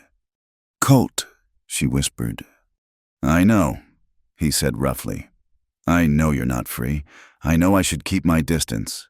But when that lawyer threatened you today, all I could think was... She kissed him, just rose up on her toes and pressed her lips to his, cutting off whatever noble thing he was about to say. For a moment, he froze.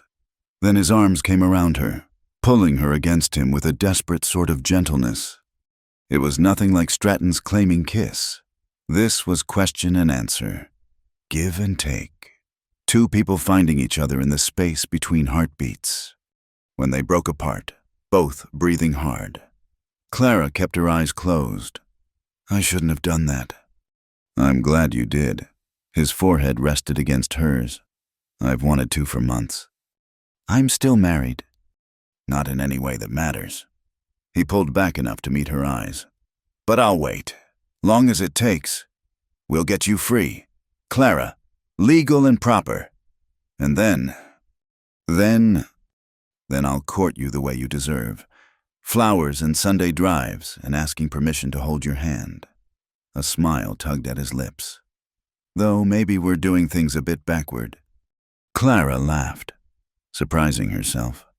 Everything about my life has been backward lately. Maybe backward's not so bad.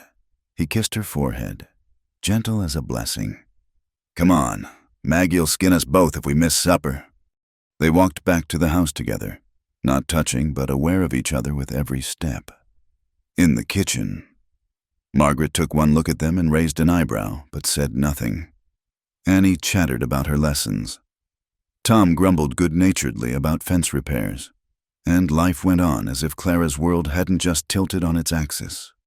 But that night, as she lay in her narrow bed, Clara touched her lips and remembered. She thought of Stratton's legal threats, of the battle ahead, of all the ways this could go wrong. Then she thought of Rourke's promise to wait, of his arms around her, of a future that suddenly seemed possible despite everything. In the morning, she'd write to Judge Palmer in Denver. She'd fight Stratton with every legal means available. But tonight, she held the memory of that kiss like a secret flame, warming her from the inside out. Down the hall, She heard Margaret's door open, footsteps in the kitchen. Through her window came the sounds of the ranch settling for the night horses nickering, cowboys calling good night, the eternal whisper of wind through the valley. Home sounds, her sounds now. Clara smiled in the darkness. She'd been promised to a general she feared, payment for a debt she didn't owe. But the cowboy had shown up with a saddle and given her something worth more than freedom. He'd given her choice. And she'd chosen this place, these people, this complicated and precious chance at happiness. The rest was just paperwork. The Red Rock town hall smelled of tobacco smoke and wet wool, packed with more people than Clara had ever seen in one place since arriving in the valley. Word had spread about the meeting. General Stratton was demanding the return of his stolen property, and the town council would decide whether to take action. Clara sat between Margaret and Rourke in the front row, trying to keep her hands from trembling. Behind them, the benches were filled with ranch hands, shopkeepers, and families from miles around. She recognized many faces now, Mrs. Henderson from the general store who'd slipped extra flour into her order. Doc Williams who'd quietly offered his services if she ever needed them. Even young Tommy from the train station who'd helped with her bags that first day. Quite a turnout, Sheriff Morrison observed from his seat near the council table. Seems folks are interested in justice. Or spectacle, Stratton said from across the aisle. He sat rigid in his black suit. Hartley, the lawyer, beside him with a stack of papers. This is a simple matter of property rights. A woman ain't property, someone called from the back. Murmurs of agreement rippled through the crowd. Mayor Henderson banged his gavel. Order. We'll have order. He surveyed the room over his spectacles. This is a hearing, not a trial. We're here to determine if there's cause for legal action regarding the situation between General Stratton and Mrs. Miss Mayhew, Clara said clearly. I use my maiden name. Stratton's face darkened, but Henderson continued. Miss Mayhew, General, you may present your case. Hartley stood, adjusting his city suit. The facts are simple. General Stratton entered into a legal marriage contract with Miss Clara Mayhew on December 17th, that same day. She abandoned her husband and has been living openly with another man. We demand she be returned to her rightful place. I'm not a horse to be returned. Clara said, You'll have your turn, Miss Mayhew. Henderson said gently, Continue, Mr. Hartley. The lawyer launched into a speech about sacred vows and wifely duties that made Clara's stomach turn. She kept her eyes fixed on a knot in the wooden floor, trying not to hear the words that reduced her to chattel. Furthermore, Hartley continued, we have evidence that Mr. Rourke conspired to break up this marriage. He appeared at the wedding itself, made threats, created a disturbance that allowed Mrs. Stratton to flee. That's a lie, Rourke said calmly. You deny you were at the wedding. I was there, brought a wedding gift, as is customary. A saddle, Stratton burst out. You brought my wife a saddle. Every woman should have her own saddle, Rourke replied. Never know when she might need it. Snickers ran through the crowd. Henderson banged his gavel again. Enough, Mr. Hartley. Do you have witnesses to this alleged conspiracy? The general himself. Besides your client. Hartley shuffled papers. The household staff. Maria won't testify for you, Clara said quietly. She's the one who told me which horse to take. The revelation caused another stir. Stratton's face went from red to purple. That Mexican witch! I'll have her arrested. You'll do no such thing. Sheriff Morrison interjected. Maria Gonzalez is a respected member of this community. Has been for 20 years. She's my employee. Was, Clara corrected. She left your employ the day after I did. This was news to her as much as anyone. But Margaret squeezed her hand in confirmation. Of course Margaret would know. Margaret knew everything that happened in the valley. Henderson cleared his throat. Miss Mayhew, would you like to address the council? Clara stood on legs that felt like water. The room seemed enormous. All those eyes on her. Then she caught sight of Annie's encouraging smile, of Tom's firm nod, of Martha Henderson mouthing courage. "I was sold," she began, voice stronger than expected. "My father owed General Stratton money, and I was payment for that debt. I didn't know this until my wedding day." "Arrangements between fathers and husbands are common," Hartley interrupted. "Let her speak," Henderson said sharply. Clara continued. "The general made it clear I was property, not a person. He set rules for how I could dress, speak, move through my own home. He told me about his previous wives, how one had died falling in the creek, how the other had tried to escape and died of pneumonia after he brought her back." "Lies," Stratton snarled. "Then let's ask Doc Williams," Clara said. "He examined both bodies, didn't he?" All eyes turned to the elderly doctor. He rose slowly, leaning on his cane.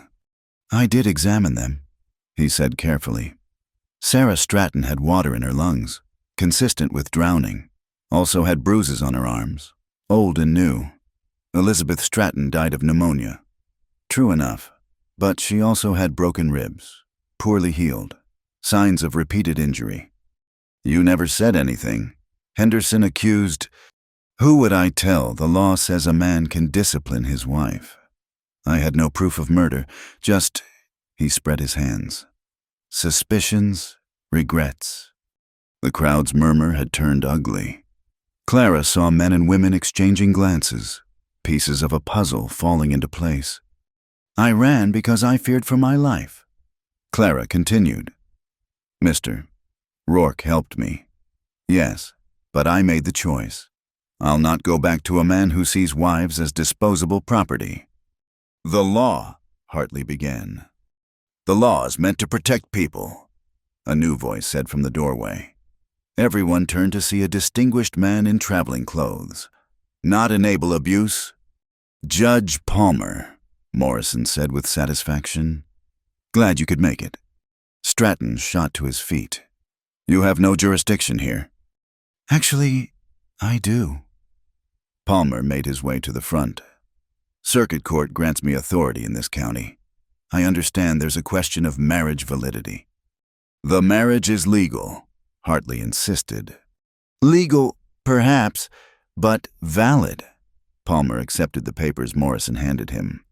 "I've been reviewing this case, a marriage contracted under false pretenses, where one party was essentially sold to pay a debt, where coercion and threat were present from the start. Such a union may be subject to annulment." "On what grounds?" Stratton demanded. "Fraud, coercion, lack of true consent." Palmer's eyes were cold as winter stone. "And given the suspicious deaths of your previous wives, General, I'd say Miss Mayhew showed excellent judgment in preserving her own life." "This is conspiracy," Stratton raged. "You're all in it together." "Sit down, Myron," Henderson said tiredly. "You're making a spectacle of yourself." But Stratton was beyond reason.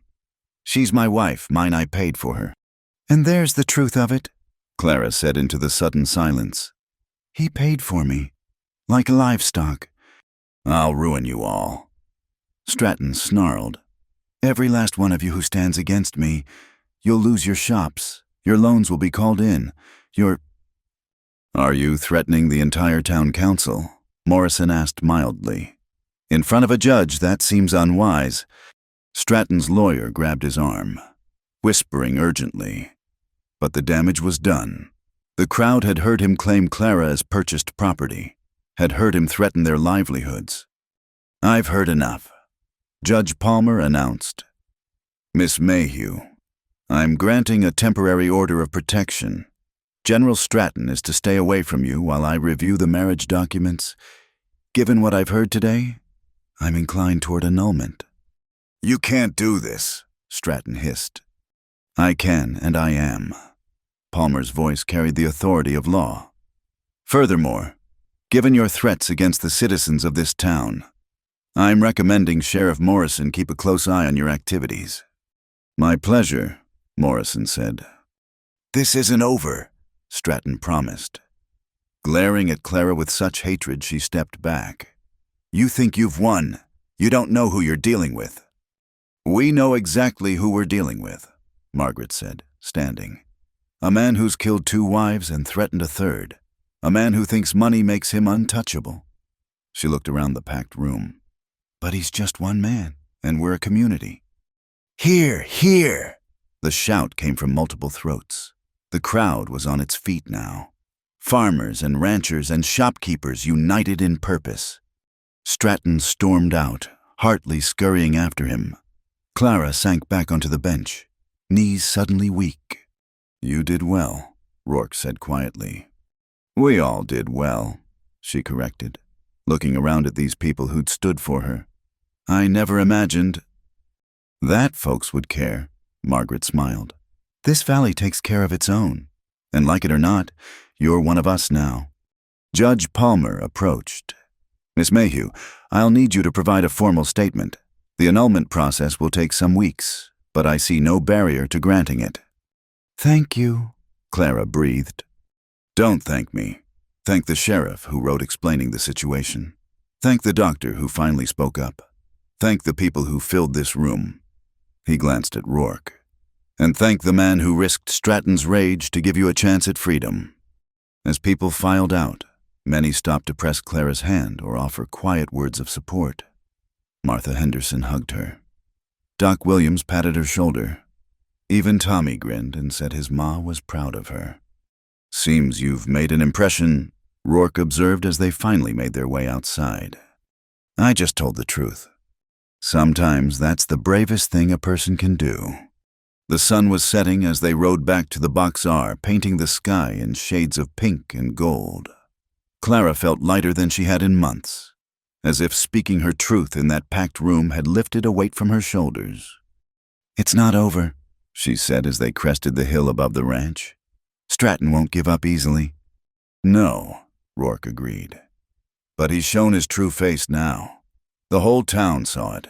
He's got no allies left. He's got money. We've got something better." He gestured to the ranch spread below them, the warm lights in the windows, the figures of Annie and Tom coming out to greet them. "We've got family, community, right on our side." Clara thought of all those faces in the town hall, ordinary people who'd chosen to stand against a powerful man because it was right, who'd claimed her as one of their own when she'd felt like she belonged nowhere. "Yes," she said softly, "we do." As they rode into the yard, Annie ran to meet them. "Did you win? Are you free?" "Not yet," Clara said, dismounting. "But soon. And then you'll stay forever." Clara glanced at Rourke, who was watching her with those steady eyes. "We'll see," she said, but her heart whispered yes. Inside, Margaret had supper waiting, the kitchen warm and welcoming. As Clara took her place at the table, her place, her chair, her family, she thought about how far she'd come from that terrified woman stepping off the train in December. Stratton had promised her to himself through fear and debt, but the cowboy had shown up with a saddle and offered her something else entirely, the chance to choose her own path, to speak her own truth, to find her own strength. And surrounded by these people who'd become her world, Clara knew she'd already won the only victory that truly mattered. The vote was scheduled for Saturday. Word had spread through the valley like wildfire the town council would formally vote on whether to support Judge Palmer's annulment recommendation and ban Stratton from harassing Clara. It was unprecedented, maybe not entirely legal, but as Sheriff Morrison said, sometimes a community has to protect its own. Clara stood in the general store, selecting fabric with Annie. Normal life had to continue despite the looming vote, and Annie needed new dresses for spring. "The blue brings out your eyes," Clara said, holding the cloth up to Annie's face. "Everything brings out my eyes," Annie said with teenage confidence. "I have very expressive eyes." "Modest, too?" Clara laughed. The bell above the door chimed, and conversations died. Stratton entered, his presence sucking warmth from the room like winter wind. He looked haggard, his usually immaculate appearance disheveled. The past week had not been kind to him. "General," Martha Henderson said coolly from behind the counter. "Help you with something?" His eyes found Clara. "We need to talk, alone." "No," Clara said simply. I'm your husband." "Not for much longer," Annie interjected, stepping protectively closer to Clara. Stratton's face twisted. "You've poisoned them all against me. These people used to respect me." "Respect born of fear isn't respect at all," Clara said quietly. "It's just fear with better manners." "I made this town," Stratton snarled.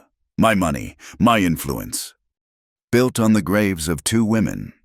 Clara interrupted. "Sarah and Elizabeth deserved better than you gave them. I won't be the 3rd. "You have no proof."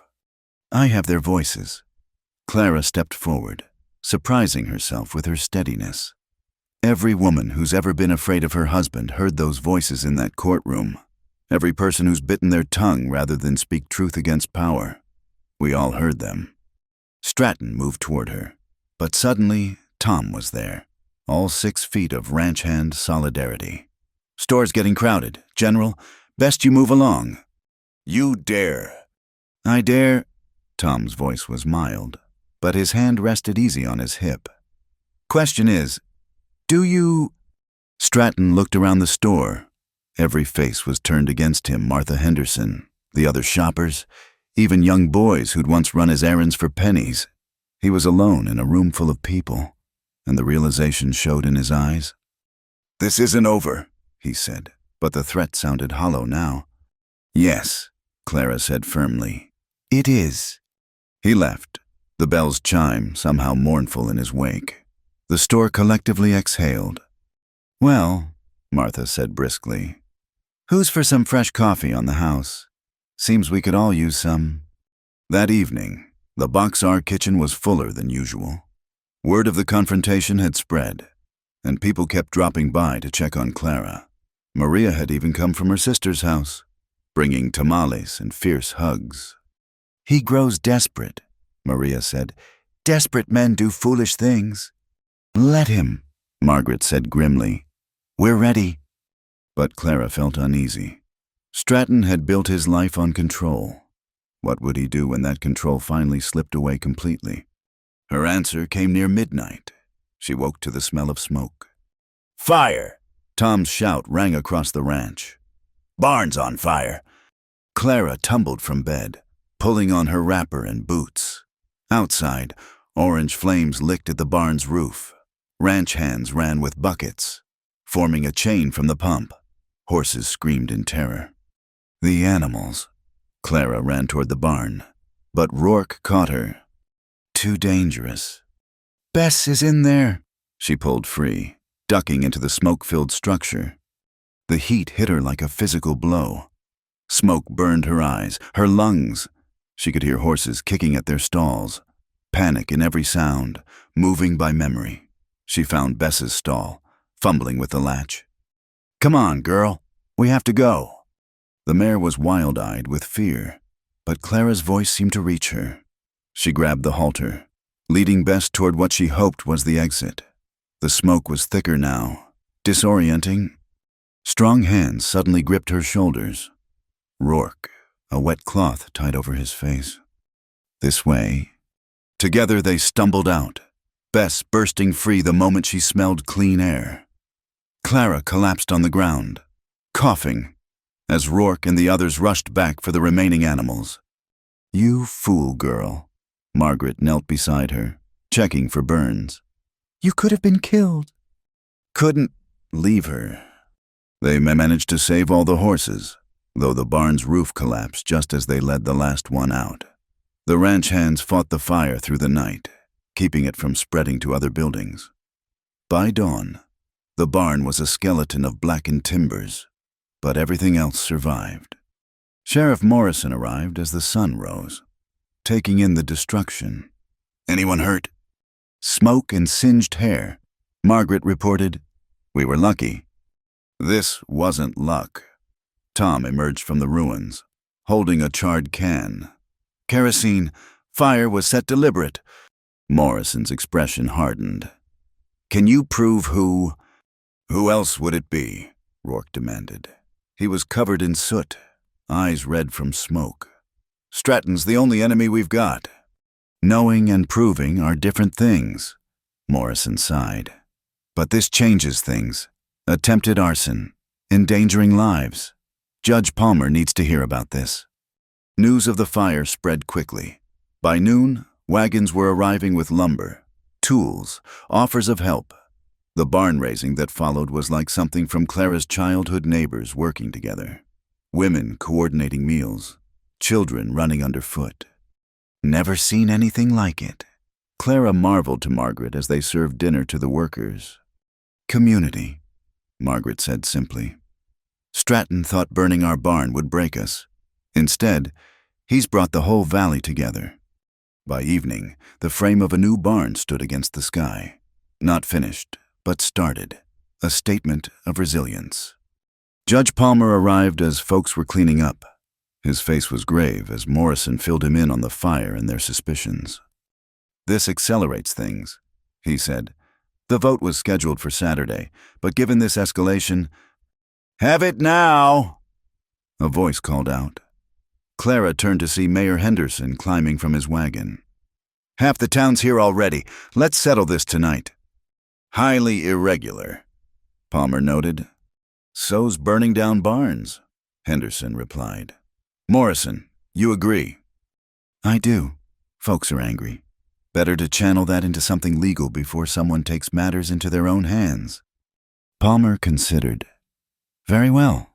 An emergency session. Who'll speak for Miss Mayhew?" "I will." Rourke stepped forward, still filthy from firefighting. "And I," Margaret added. "I'll speak for myself," Clara said quietly. Everyone turned to look at her. "This is my fight. I should be the one to finish it." The impromptu town meeting convened in the ranch yard. People sitting on wagon beds and overturned buckets. Lanterns cast dancing shadows as Henderson called for order. "We're here to vote on two matters," he announced. "First, whether to support Judge Palmer's annulment of the Stratton marriage. Second, whether to ban General Stratton from harassing Miss Mayhew or those who shelter her." "Where is Stratton?" someone asked. "Indisposed," Morrison said dryly. "Seems he took ill sudden-like when he heard about this meeting." "Coward," someone muttered. Clara stood before her neighbors. These people who'd worked all day to rebuild what hatred had destroyed. She thought of Sarah and Elizabeth, who'd had no one to stand for them. She thought of all the women who suffered in silence, all the communities that looked away. "I came here a stranger," she began, "sold to pay a debt, afraid and alone. You took me in, you gave me work, friendship, hope. When I was property, you insisted I was a person. When I was voiceless, you gave me a voice." She looked at the faces around her, Martha, who'd slipped her extra supplies, Doc Williams, who'd finally spoken truth, Tom, who'd stood between her and danger, Maria, who'd risked her position to help. Stratton tried to burn us out tonight because he knows he's lost. Not just me, he's lost his power over all of us. For years, this town lived in his shadow. We accepted his money, his influence, and looked away from his cruelty.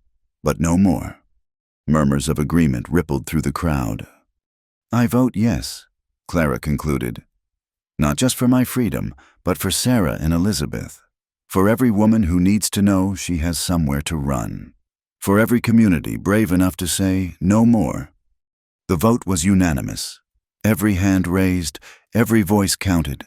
Even some of Stratton's former associates, shaken by the fire and Clara's words, voted against him. "The ayes have it," Henderson announced. "Judge!" Palmer nodded. "The annulment will be finalized Monday. As for the restraining order, I'll make it official tomorrow. General Stratton is banned from approaching Miss Mayhew or anyone who aids her."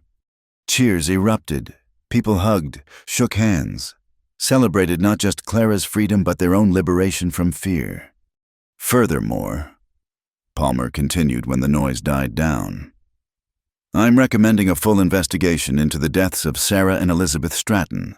New evidence has come to light that warrants reopening those cases. This announcement was met with grim satisfaction. Justice delayed but not denied. As the crowd dispersed, Clara found herself beside the skeleton of the new barn. Rourke joined her, finally clean after a dip in the horse trough. "How does it feel?" he asked. "To be almost free?" "Frightening," she admitted. "For months, I've defined myself by what I was running from. Now I need to figure out what I'm running to." "No rush." He took her hand, their fingers intertwining easily now. "Take all the time you need." "And if what I'm running to is you?" His smile was answer enough, but he said the words anyway. "Then I'll be here, today, tomorrow, as long as you'll have me." The new barn frame stood stark against the stars, a promise of rebuilding, a phoenix from ashes. Tomorrow there would be more work, more challenges. Stratton might try one last desperate act. The legal proceedings would grind on. But tonight, surrounded by community, holding the hand of a good man, Clara felt the chains of fear finally breaking. She'd been promised to a general through debt and deception, but she'd claimed herself through courage and truth. And that, she thought as Rourke squeezed her hand, was the greatest freedom of all. The morning of the annulment dawned clear and cold, with the kind of crystalline light that made the mountains look close enough to touch. Clara stood on the porch of the Box R ranch house, coffee warming her hands, watching the sun paint the valley gold. Monday, after months of fear and uncertainty, freedom was just a judge's signature away. Nervous, Rourke appeared beside her, his own cup steaming in the crisp air. "Relieved," Clara said, "and grateful. And—" she searched for the word. "Ready. Ready to stop being the woman who ran from something and start being the woman who chooses something." "What will you choose?" She looked at him, this man who'd offered her a saddle and a chance, who'd stood between her and danger, who'd waited with patience she didn't know men possessed. "I think you know." Before he could respond, Margaret bustled out. "Enough mooning about? We've got a trip to town to make, and I won't have us late because you two are making calf eyes at each other." The ride to town felt different this time. Clara sat straight in the wagon, no longer hunched with fear. People waved as they passed, calling out encouragement. She wasn't cargo being delivered or property being reclaimed. She was Clara Mayhew, teacher, seamstress, member of this community. The courthouse was packed again, but the atmosphere was celebratory rather than tense. Judge Palmer had set up at the same table, his expression warm as Clara approached. "Miss Mayhew, I trust you're well." "Very well, Your Honor." "Good." He shuffled papers. "I've reviewed all documentation and testimony. The marriage between yourself and General Stratton was entered into under false pretenses, with coercion and fraud present from the beginning. I hereby grant a full annulment. In the eyes of the law, this marriage never existed." He signed with a flourish and handed her the papers. "You're free, Miss Mayhew." Free. Such a small word for such an enormous thing. "Furthermore," Palmer continued, "based on new evidence and testimony, I'm recommending federal marshals investigate General Stratton's involvement in the deaths of his previous wives.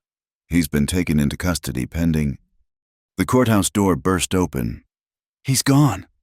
Sheriff Morrison rushed in, breathless. "Stratton's disappeared. His house is empty. Valuables gone. Looks like he lit out in the night." A murmur ran through the crowd, disappointment mixed with relief. Clara felt something cold touch her spine. A man like Stratton didn't just disappear. He retreated to plan. "We'll find him," Morrison assured her. "Put out word to every town in 3 states. He can't hide forever." But Clara knew better. Men with money and no conscience could hide as long as they pleased.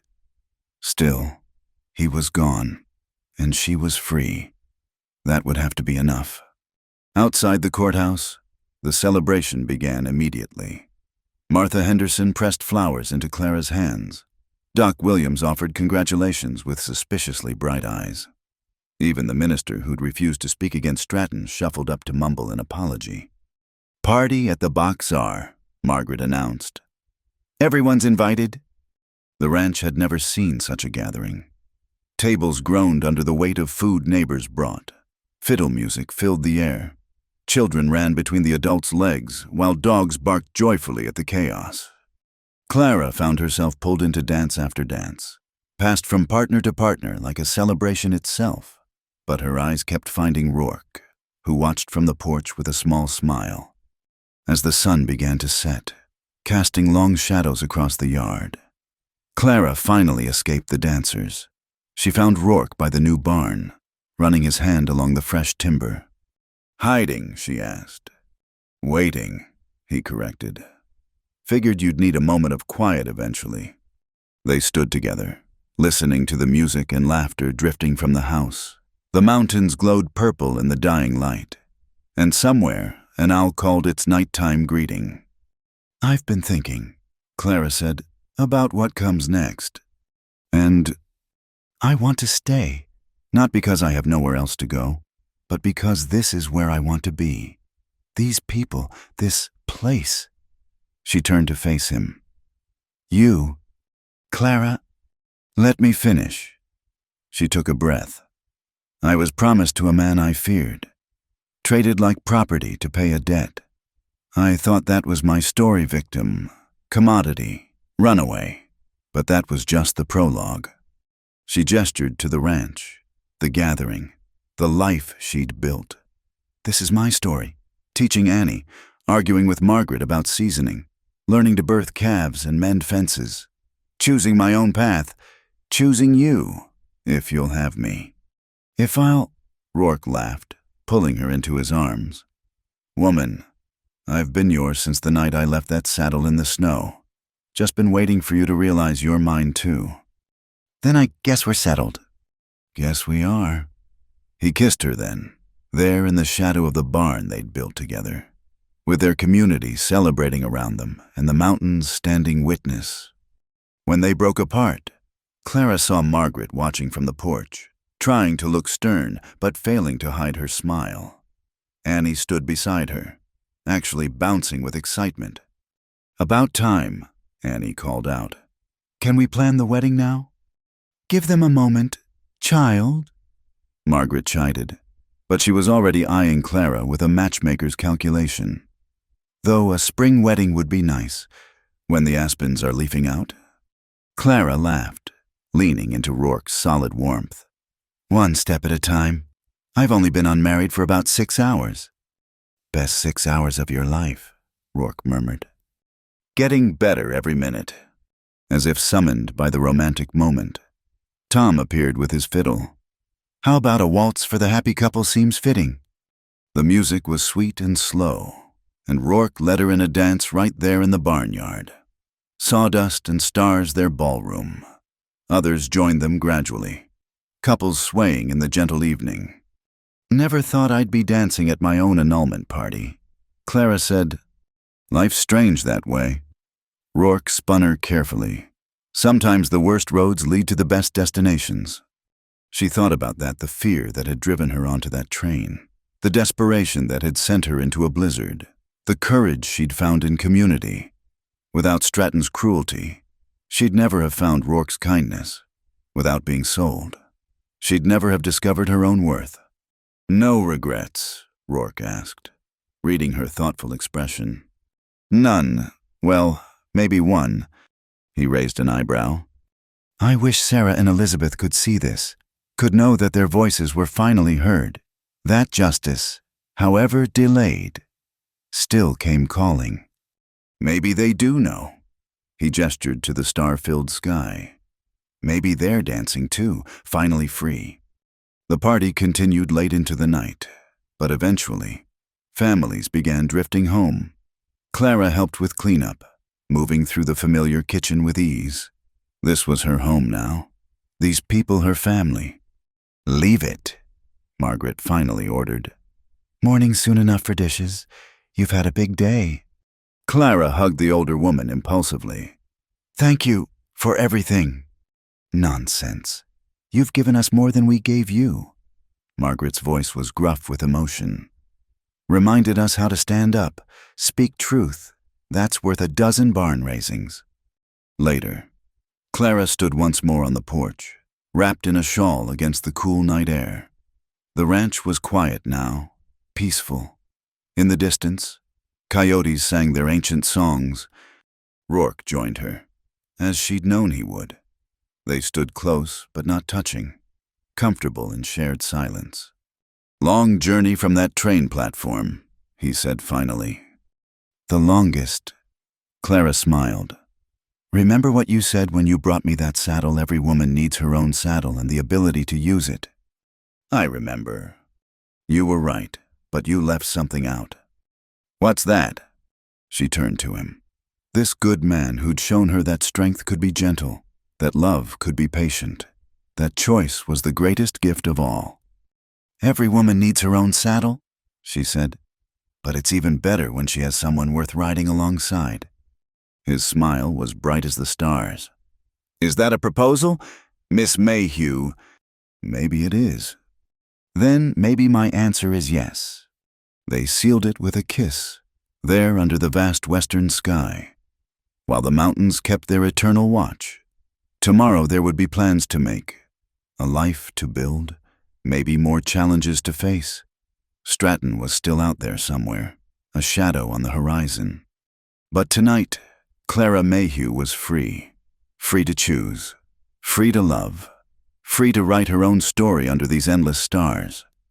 She'd been promised to a general she feared, payment for a debt she didn't owe. But the cowboy had shown up with a saddle and given her something worth more than gold, the knowledge that she deserved better, and the courage to claim it. The wind whispered through the valley, carrying the scent of pine and possibility, and Clara, holding the hand of the man she'd chosen, whispered back her thanks to whatever fate had brought her here, to this moment, to this life she'd never dared to dream. In the distance, a wolf howled wild and free as she was now.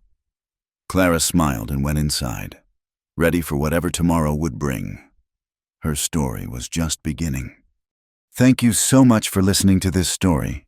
I'd love to know where you're listening from. Please share in the comments below so we can connect and discuss what you thought of Clara's journey. If you enjoyed this tale from the Old West, please subscribe to Wild West Stories 1850 like this video, and hit the hype button to help more people discover these stories of courage, love, and frontier justice. Until next time, partners.